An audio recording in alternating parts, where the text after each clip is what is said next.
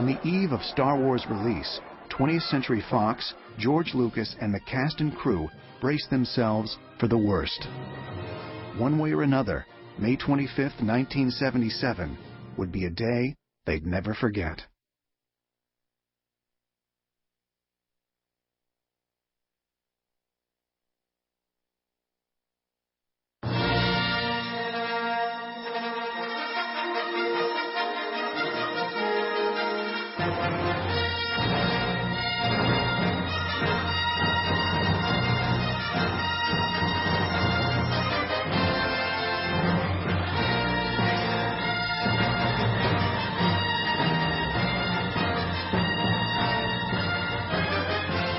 Opening shot was one of the most important shots in the movie for the visual effects, because if the audience bought that shot, you had them.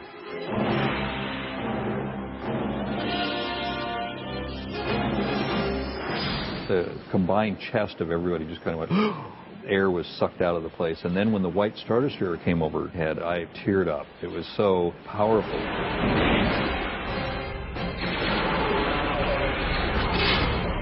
I had seen that scene, but without music, without context, it's not the same thing.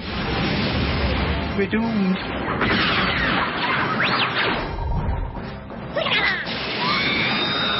Help me, Obi-Wan Kenobi. There was this sort of weird electric kind of reaction. One had never seen anything like it. I'm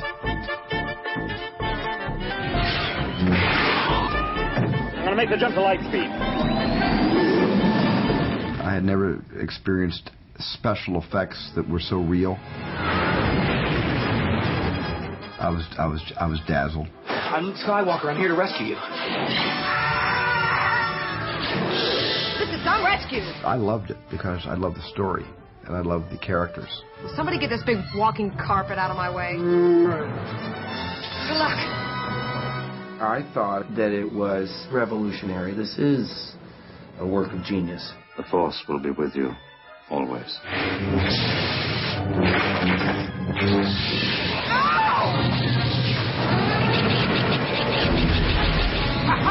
We were in shock. I felt like we were blasted in the back of our seats. I said, man, who worked on this? I'm going in. Use the Force, Luke. I have you now. What? The theater was jam full of people right down to the front, and there was a lot of hollering and cheering going on. You're all clear, kid. Now let's blow this thing and go home. After it was over, everyone was like on cloud nine. Just kind of in shock. We had no clue what we were on. It was wonderful. I remember leaving the theater and having these kids ask us for autographs.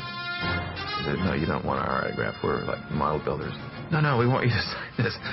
So we were thinking, wow, this must mean something. People are asking for our autograph. Everybody standing up and applauding. Never seen this before in my life. And I'll never see it again.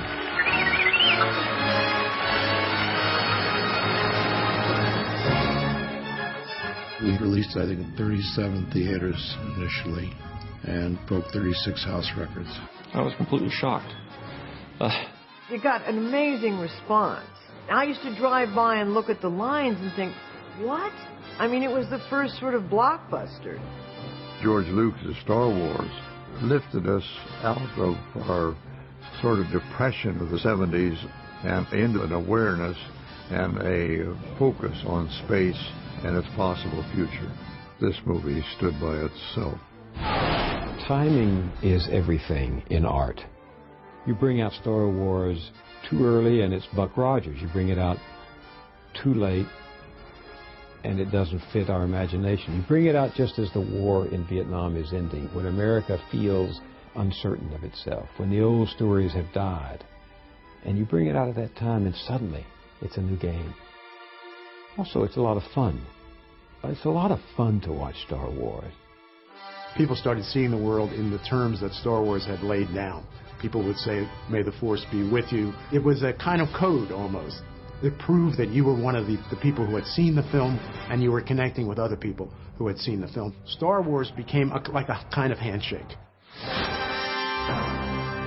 In the wake of Star Wars, everyone's careers were changed. Overnight, Mark Hamill, Carrie Fisher, and Harrison Ford had become household names. I felt like this. Great.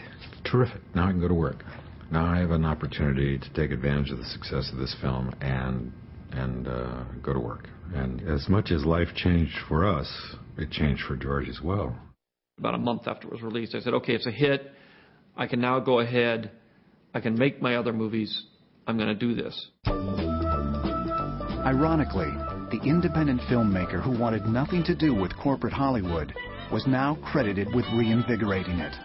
In 3 weeks, Fox's stock price doubled to a record high. A bunch of the guys I remember at that point ran out and bought a bunch of stock in Fox. I wasn't smart enough.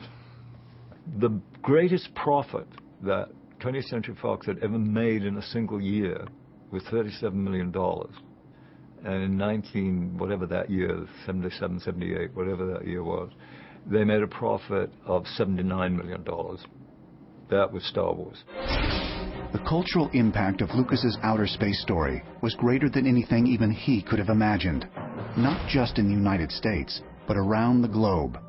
It wasn't a story of cultures, it wasn't a story of nationalities, it wasn't a story of geography. It was a story of mankind escaping his environment to a life which everybody expects to happen, but George Lucas was able to illustrate for us. This was what made it a success worldwide. The movie did spectacular business across Europe, but when Alan Ladd Jr. attended the premiere in Japan 1 year later, he feared that the silence which followed the screening indicated that Star Wars would be a flop. He was relieved when he later found out that silence was the greatest compliment a Japanese audience could give a film.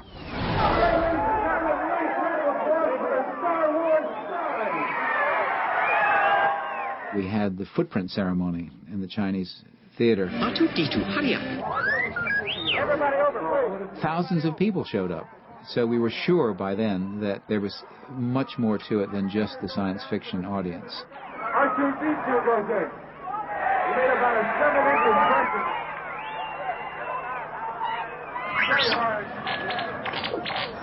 And the crowd is chanting for Darth Vader.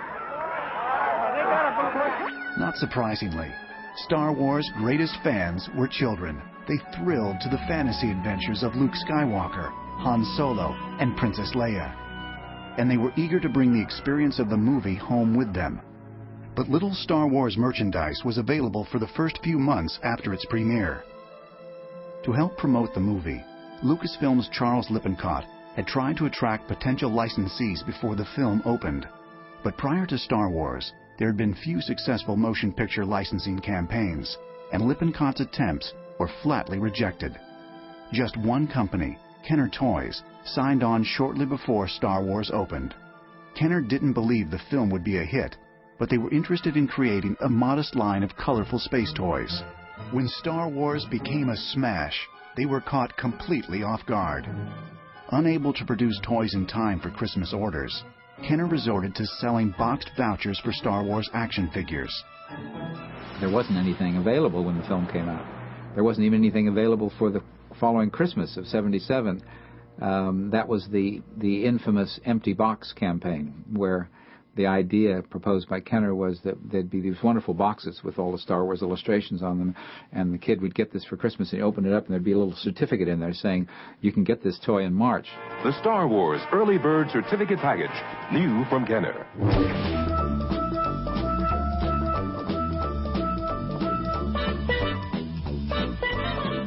I lit up when I found out that they were going to make my face a mask on a box of cereal with little dots where to cut my eyes out. The idea of me being on bubblegum cards, I thought you had to have athletic ability to be a bubblegum card. So I enjoyed the merchandising aspect of it. We signed away our likeness, so when I look in the mirror, I have to pay George a couple of bucks. you're not really famous until you're a Pez dispenser. But, you sort of realize I'm not really famous. Princess Leia is. And I look like her. And owe George a couple of bucks. For Lucas, protecting the quality and integrity of his vision became as important as gaining his financial independence from Hollywood studios. Merchandising offered a means to an end, one that helped fuel support for more Star Wars films, as well as other important projects. In the world of merchandising, oh goodness gracious, people came to us with ideas all the time, every day, day and night, from all over the world for Star Wars merchandise.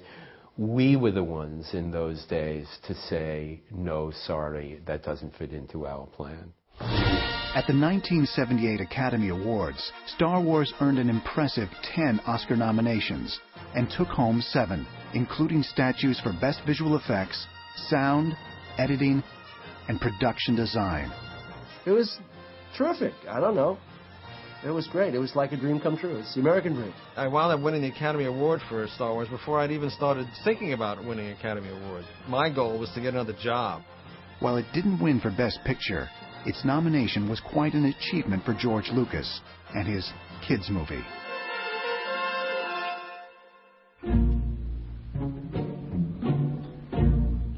In addition to industry acclaim, Star Wars earned more money than any movie in history. After years of fighting uphill battles, Lucas could finally call his own shots with the studios. When Fox approached him about doing the inevitable sequel, it was the moment the filmmaker had long been waiting for. This was a perfect opportunity to become independent of the Hollywood system. I didn't mind releasing it through them, but it was really going to them for the money and them saying, well, I like the script, but I want to change, or the film is good, but we want to make these changes. That's the part I wanted to avoid. I decided I was going to finance the film myself, that I was going to make it completely independently. The rule in Hollywood is never put your own money in any film, even your own film. But George was self-financing The Empire Strikes Back, but he was doing it through the bank, and we were talking about close to a $30 million film at the time. But because of the huge success of the first picture and of the revenues that were still rolling in, and merchandising was very strong. It was a gamble, but a gamble that he knew would pay off.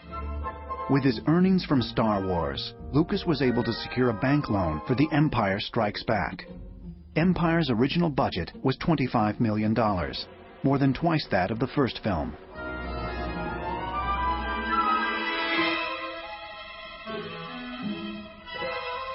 We would meet at Medway, which was George's San Francisco office, and look at the illustrations while George was writing the script. And Gary Kurtz would fly in occasionally from London, and Ralph McQuarrie would send down drawings, conceptual designs, as well as Joe Johnson. The Empire Strikes Back would reunite much of the Star Wars cast. It would also move the story in new directions, digging more deeply into the emotions of the characters. George had been given enormous license by the success of Star Wars. And so when he started talking to me about the Empire script that didn't exist, he knew what had happened in the story, and it was very dark stuff. I was delighted that it was not going to be a rehash of Star Wars. But in fact, after having set the whole thing up and gotten a rousing start, you launch into the second act in which everything goes to hell. And that's usually the best act in a play. Empire would also open the door to a romance between Han Solo and Princess Leia. But this time, George Lucas wasn't getting in the director's chair. It was just too hard to set up a company, get the money, get the film made, and also be down there on the set every day trying to direct it. So I decided I'd hire a director.